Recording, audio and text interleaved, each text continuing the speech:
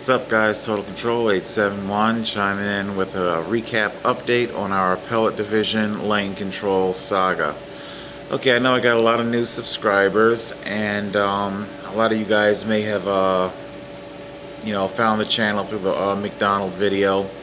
This channel does a lot of advocacy for not just homelessness but also cycling rights. I am currently fighting in New Jersey State Supreme Court, and I am making an appeal for an unlawful stop and ticket for legal lane control, legal state authorized lane control. Lane control, you probably want to know, what is it? Okay, Title 39, 414, points 1 and 2. In that law, it says that the very first sentence in the law, if I'm not mistaken, says that a cyclist has all the rights and duties to the road as a motor vehicleist. It's that very first hurdle, that very first sentence, that the courts and the police departments, various police departments in this area, have a great deal of trouble coming to terms with. They just can't seem to clear this hurdle, and they continue to harass and write tickets for life-saving state-authorized lane control. Lane control is utilized when there is absolutely no shoulder or easement. Sometimes, if it's like maybe a foot wide or so, it might be called an easement, or if I'm pronouncing it right. I'm not terribly picky, you know. There are some cyclists out there where, you know, every shoulder has to be like 4 feet wide, perfect, of every, you know, not a pebble, not dust, not dirt, no nothing on it. I've seen cyclists like that, but excuse me, I'm not really one of those. You know, you give me a couple of feet to work with, and you know, I'll work with it. You know, I'm not that picky, but there are certain roads in this area that I frequent that the lanes of travel themselves are only 10 feet wide.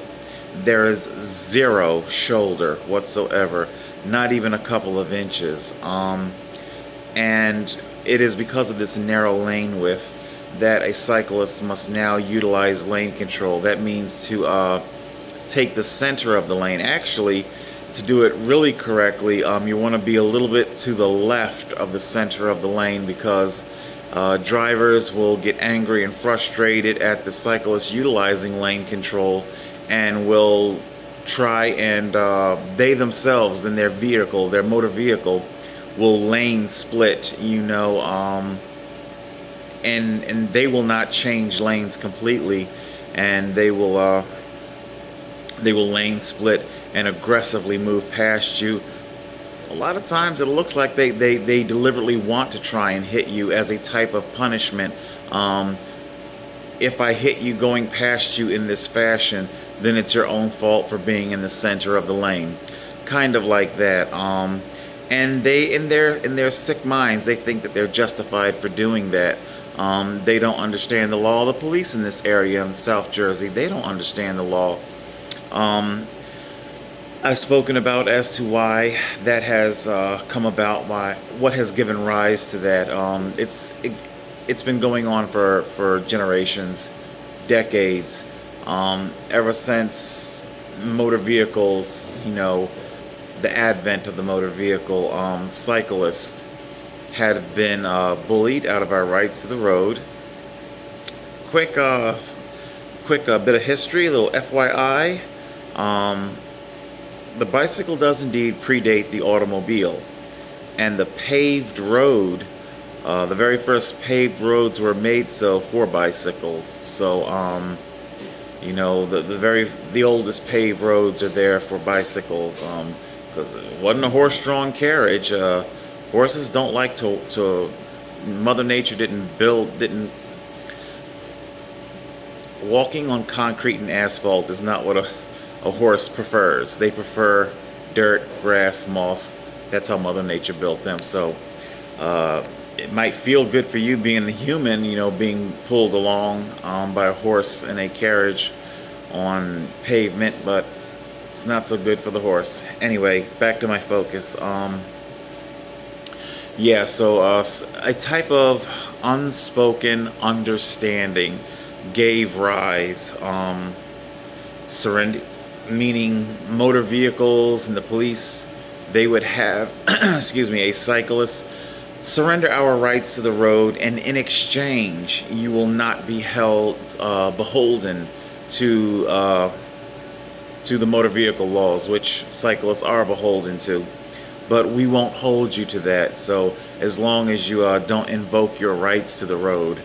So and unfortunately, a lot of cyclists do just that. They acquiesce, they capitulate, and every capitulation is a drop in the bucket, and it's what caused this tidal wave that I am now facing of continuity. You know, continuity is what prosecution stands on. They even say it at the end of their rebuttal appeal. When I appealed in Superior Court, they say cyclists need to ride next to the gutter near the curb where drivers are trained to look for them. There was no law that says anything about that whatsoever. As a matter of fact, Title 39, 414 points 1 and 2 make no mention whatsoever about riding in the gutter, next to a curb, or right side of lane. It does not utilize that language whatsoever. It simply says as far right as practicable, meaning it is calling on that word practicable. It's extremely important.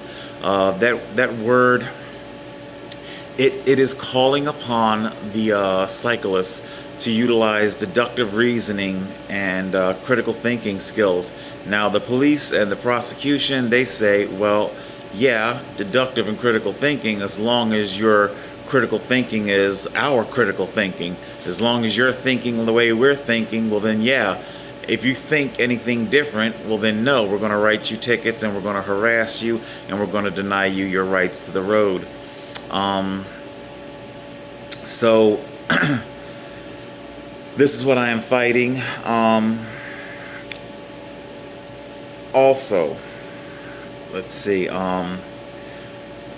one of the most important things that I'm going to do my absolute best in this state Supreme Court appeal, okay?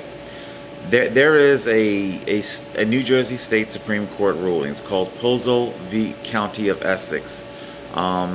In short, there was a cyclist and husband and wife, and unfortunately Mrs. POLZO Khan, she hit an imperfection in the road, in the shoulder of the road.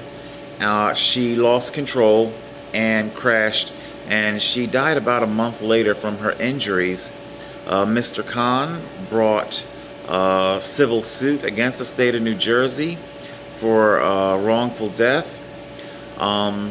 It was ultimately ruled by this very court that I am appealing to right now. It was ultimately ruled that Mr. Khan does not have a case, and that the state of New Jersey cannot be held liable for every last single stretch of road that there is. The infrastructure is far too vast and infinite. And the Supreme Court Justice, Justice Albin to be specific, Justice Albin went on in his opinion to say that, number one, a shoulder of the road is not designated for travel for anybody, a cyclist, a motorist, or anything of the sort like that. Shoulders are for pulling over, making your phone calls, for when you break down, if you're having some sort of mechanical difficulty. That's what a shoulder is for, and that a cyclist has no special privilege to that shoulder. His words, his exact words, if I'm not mistaken. And he went on to say that it is the cyclist's responsibility to choose lane position to accommodate their own safety. And that's extremely important here, because what happened there is that the Supreme Court, in its ruling, it's protecting itself. It is taking on a type of immunity against not only Mr. Khan's lawsuit, but any future lawsuit. It could be anything from every last single, whether it's a skin knee, like how I chained, although it wasn't a product of road imperfection, but when I came off my bike and scraped up my knee and whatnot, but any kind of imperfection in the road that would cause a cyclist to injure themselves or cause death, anything in between, you know, loss of life or limb, injury, the state is immune to this because they are saying that it is the cyclist, our responsibility to choose the lane position that is most practicable. Okay,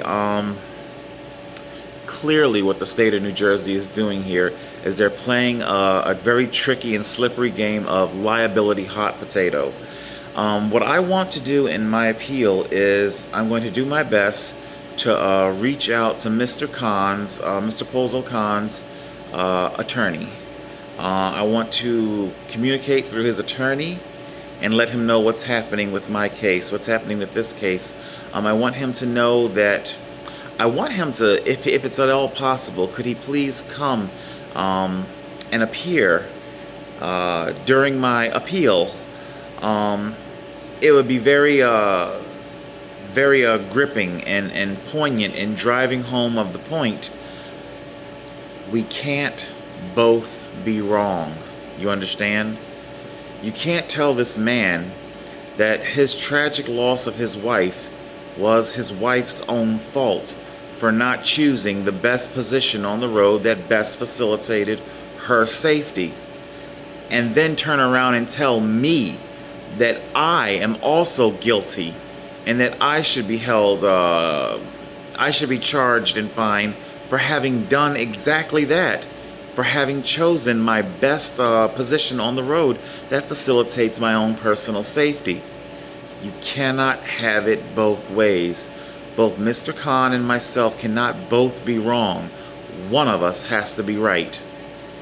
And considering New Jersey's infrastructure being as vast as it is, if you refuse to exonerate my unlawful convictions, then it means that the state of New Jersey is putting themselves on the hook.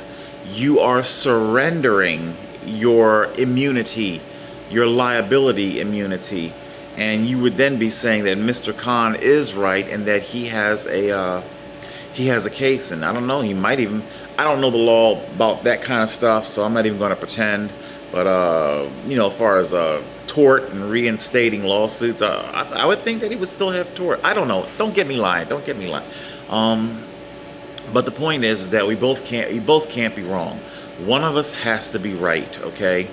A cyclist does indeed have the right to choose our own position on the road as far as the right is practicable. There's more than enough evidence in my appeal that clearly spells out the hazardous conditions that were on the road, the heavily damaged storm grates, the innumerous drainage grates, narrow lane width, and the fact that New Jersey does not have a 3-foot law whatsoever, meaning that a motorist is not obligated whatsoever to give a cyclist 3 feet of clearance. Both Sergeant Purr and Officer Devlin would testify on the stand that I should just trust these drivers. If drivers can be trusted so emphatically, then tell me something. Why don't police and first responders just trust? Huh? You see, your very own move over law proves my point. Okay? How do you square that circle? How do you say that drivers can be trusted enough to give cyclists clearance? And let's not forget the fact that cyclists, you know, is part of my appeals evidence packet is a detailed report, Federal Highway Commission report, showing how cyclists are all too often killed by these sideswipe drivers attempting to get past They have no real incentive whatsoever. They just get written a handful of tickets. Maybe a safe driver's course. And then it's just over. But the cyclists were either dead or critically injured. It's become very comfortable.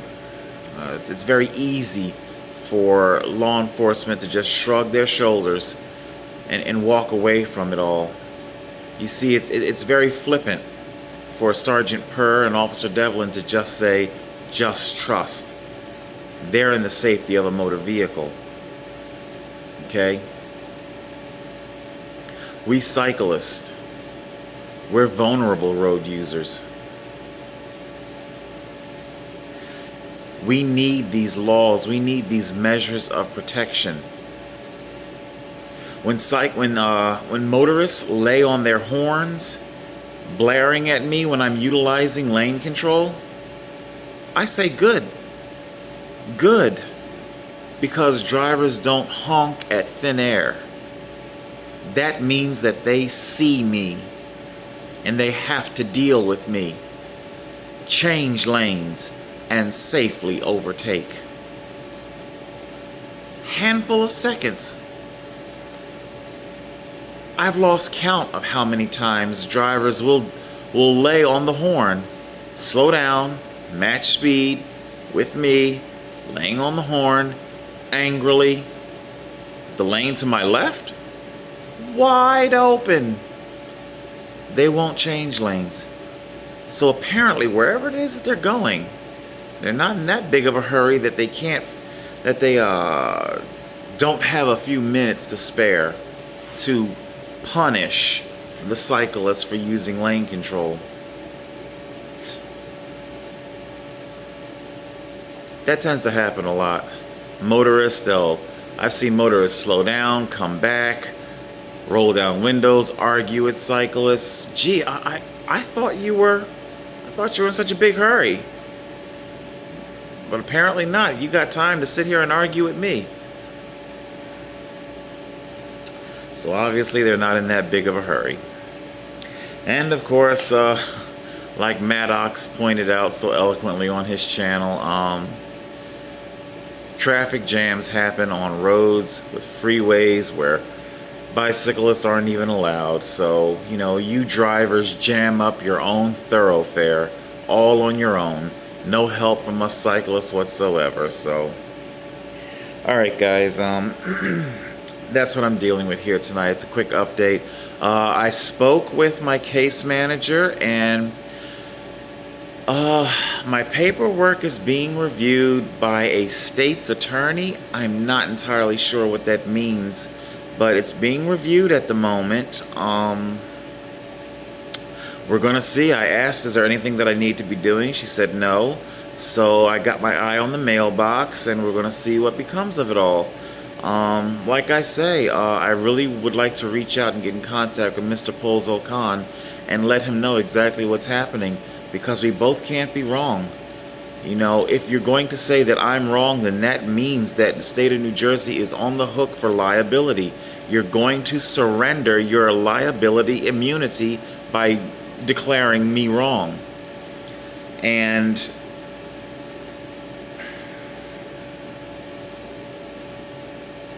ultimately, we cyclists want to get to our destination safe and sound. This isn't about a money-making venture. I'm not looking to sue anybody. All I want is my rights to the road, to travel from point A to point B. If there's a shoulder available, I use a shoulder.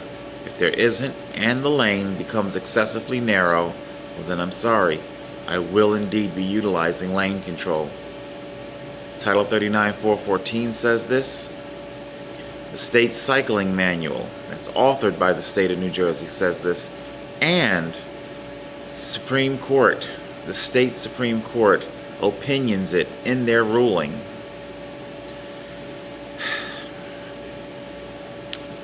Alright guys, hopefully that brings you up to speed as to what the lane control saga plight is all about. And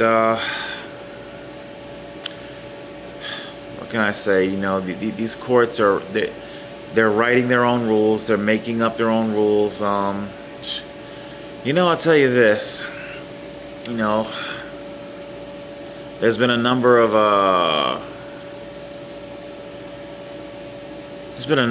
bus accidents. You know, my heart just broke with the Canadian hockey team. That was awful. There was another bus, I forget the exact state, but it went through an underpass, overpass.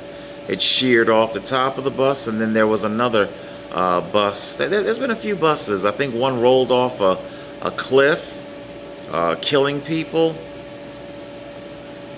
Taking the death toll from these vehicle accidents and compare it to mass shootings.